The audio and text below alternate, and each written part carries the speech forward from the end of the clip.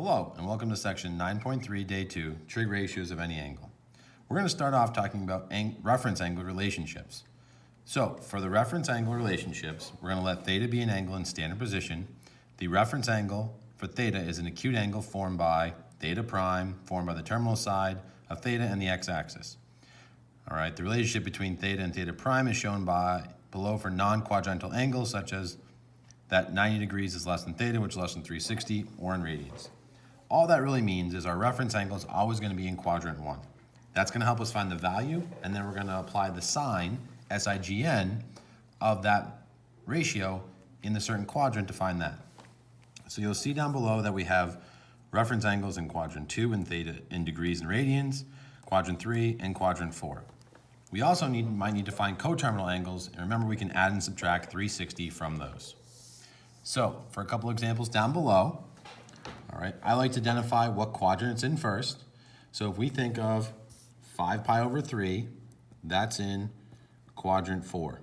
It's more than 3 pi over 2, but less than 2 pi, quadrant 4. So it tells us the reference angle in quadrant 4 for radians is 2 pi minus our theta. Well, in this case, we would do 2 pi, and our theta is 5 pi over 3. 2 pi is really going to convert to 6 pi over 3. So our reference angle for 5 pi over 3 is just going to be pi over 3. That's because we did 6 pi over 3 minus 5 pi over 3. All right. I'm going to put a star next to this one because anyone in radians, I'm going to teach you a shortcut at the end. All right. Now the next angle we have is negative 220. Well, that's really going to be in quadrant 2 because now we're going to go clockwise. Our reference angle in quadrant 2 for degrees is 180 minus theta. Well, if we did 180 minus 220, that will give us 400 degrees. Well, 400 degrees is not an acute angle, so what we really need to do is subtract 360 to find a coterminal angle for this, which will be 40 degrees. All right, when we look at example C, we want to see 335. Well, once again, that would be in quadrant 4. So in degrees in quadrant 4, our reference angle is 360 minus our angle. So our reference angle, 360 minus 35, is 25 degrees. All right. We're going back to radians for example D.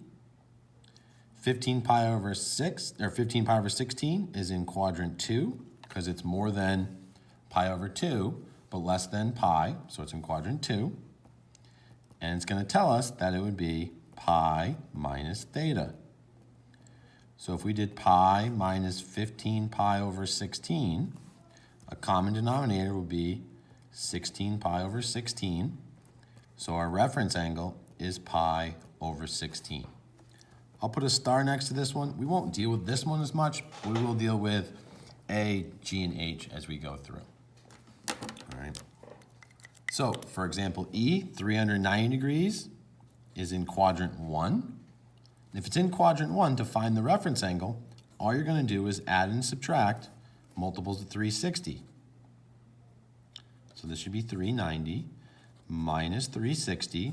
So our reference angle is 30 degrees. All right. Even if we did, I don't know, 750 degrees, we would just subtract 720, which is 2 rotations, to be able to get our acute angle. All right, for example, F, negative 135, is in quadrant 3. Our reference angle in quadrant 3 is up above here, so we would do theta minus 180. So we have negative 135 minus 180, which is negative 315. But now notice we want it to be acute, so we're going to add 360. Our reference angle is 45 degrees. All right. We're going to put a star next to this next one because it's in radians again. 7 pi over 4 is in quadrant 4. Our reference angle in quadrant 4 is 2 pi minus theta. So we'd say 2 pi minus 7 pi over 4. The common denominator would be 8 pi over 4. That's going to be our 2 pi. So our reference angle is pi over 4. All right. Another star, for example, H, 5 pi over 6. More than half pi, but less than 1 pi, so this is in quadrant 2. Our reference angle in quadrant 2 is pi minus our theta. So pi minus 5 pi over 6. Our reference angle would be pi over 6. Now, the reason I put stars for all these is a lot of times you guys want to work in degrees more. But when it comes to reference angles, radians is way easier to find the reference angle. If we ever have a simplified version and it's pi over 3, the reference angle will always be it would be pi over 3. If the denominator is 16 and it has a pi in the numerator, it's pi over 16. 7 pi over 4, reference angle is pi over 4. 5 pi over 6, the reference angle is pi over 6. So when it comes to radians, our reference angle is pretty much always going to be pi over whatever's in the denominator. 3, 16, 4, and 6. We'll deal with 3, 4, and 6 way more than 16 just to make you aware. All right, so when we look at the next page, here's our next core concept. All right, it says we're going to use these values to go through and do this. Well, if we think about our x and y for our sine and cosine, so sine being y and cosine being x, what this is really telling us is which trig ratios are positive in that quadrant. So what we've done is basically made this little mnemonic device. All students take calculus. All right. All of our trig ratios are positive in quadrant 1. Sine and its reciprocal, cosecant, is positive in quadrant 2. Tangent and its reciprocal, cotangent, positive in quadrant 3. And cosine and its reciprocal is positive in quadrant 4. It tells you the same thing here, just refreshing your memory and telling you this stuff. Okay? So we have some steps to go through and evaluate our trig ratios. Very similar to here. I just rewrote them to kind of understand. We're going to find our reference angle, evaluate that trig ratio for that reference angle, and then we're going to determine the sign of the quadrant in which theta lies. And that's going to be our all students take calculus. All right. The other thing that I want to cover with you before we go through and do this is we need to make sure two things. We need to make sure our calculator is in the correct mode. If it's in degrees, our calculator needs to be in degrees. If it's in radians, our calculator needs to be in radians. All right. To kind of save you some work, because we haven't gone as in depth with it, you're going to get certain values, and I want to make sure that you can kind of convert them without going into too much detail. If you get a value of 1.732, blah, blah, blah, blah, blah, that's root 3. If you get something that is 0.577, that's root 3 over 3. If you get something that's root 2 over 2, that decimal value would be 7.07. We're going to use the exact value. That's why we want these ratios. If we have root 3 over 2, that would be 0.866, something, something, something. All right. And the last one we could get would be 2 root 3 over 3, which is 1.15, something, something, something. All right. So if you get any of these decimal values when you input in your calculator, you're going to reference this sheet and give the exact value. We don't want decimal answers, so if you get any of these, you're going to write the given simplified radical, okay? All right, so let's see our first example here.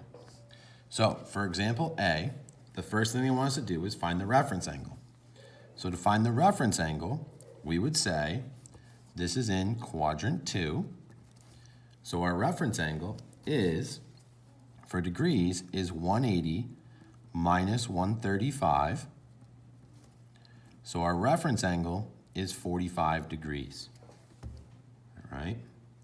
So what we're really going to do now is evaluate the trig function for the reference angle. I'm going to ask you, well, what is the cosine of 45 degrees? If our calculator is in degree mode, we would go through and type in cosine of 45, and we get 0.707. Well, we know that's really root 2 over 2 because of our nice conversion rate that I gave you here.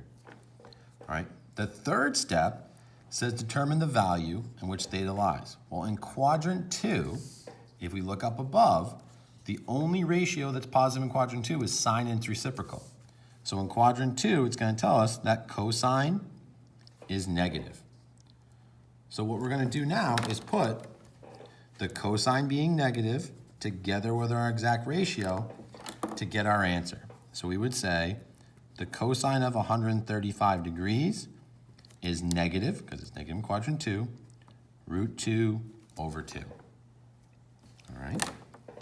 All right, so we want to follow these steps to go through. All right, if we look at example B, our reference angle, all right, well, first of all, let me do this. It's quadrant 2. All right, so we could use our reference angle little chart to tell us what it is. But if you remember, I told you, anything with 6 in the denominator, the reference angle will be pi over 6. So we have our reference angle. Now we want to evaluate sine of pi over 6. Well, sine of pi over 6, we want to make sure we're in radian mode. Sine pi divided by 6 is 0.5, or 1/2. Exact values, no decimals. All right, so in quadrant 2, it's also going to tell us that sine is positive. Because remember, it's positive in quadrant 2.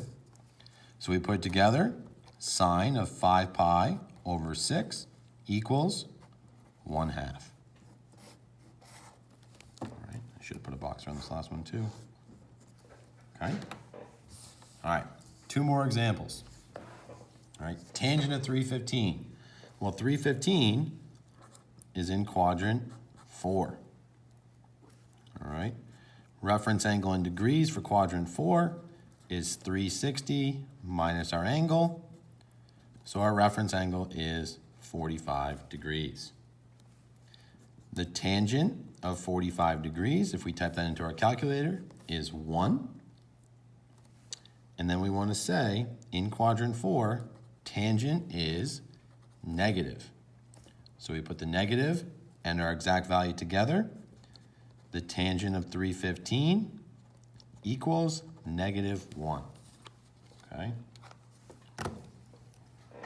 All right, last one. Cosecant. So now remember, this is the reciprocal of sine, just to kind of a little heads up to ourselves. All right, and this is also going to be in quadrant 4. So reference angle, easy because it's radians, pi over 3. And what we want to do is cosecant of pi over 3. So we're still in radians here.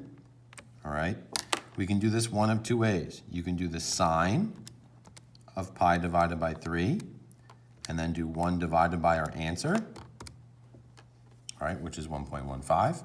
Or you can just do 1 divided by sine of pi over 3 and get 1.115, which is really 2 root 3 over 3. Okay, now in quadrant 4, sine and its reciprocal, which is cosecant, is negative.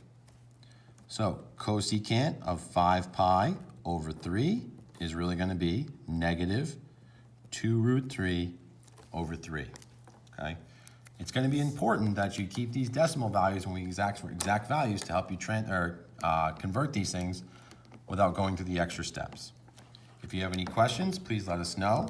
Your homework will post soon. Have a great day. We'll see you later. Bye.